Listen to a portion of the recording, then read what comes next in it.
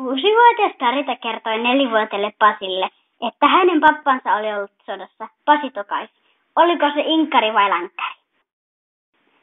Vanhemmat istuivat 5-vuotiaan Jaken kanssa autossa kirkon edessä. Jalkakäytävällä nuori pariskunta käveli taluttaen keskellään vanhaa mummoa. Pitkään katseltuaan Jakke tuumasi, haudattavaksiko hän tuota mummoa kuljettaa. Siri 4 vuotta kiukutteli illalla.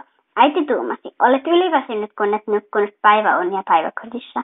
Seuraavana päivänä hakeessaan tyttöä päiväkodissa äiti tiedusteli, oliko tämä nukkunut. Siri mietti ja sanoi, en minä muista, mutta kyllä sinä illalla huomaat. Kävelin 5-vuotiaan poikani kanssa grillikioskin ohi. Pian poikani kysyi, isi, mistä tuo nälänhaju tulee? Painon vartijoissa ryhmänvetäjä kyseli uusilta osallistujilta, miksi he olivat päättäneet aloittaa lähdyttämisen. Eräs nuori äiti kertoi aloittavansa, koska lapsi oli kysellyt häneltä, äiti, miltä tuntuu olla nousu ilman kääsää?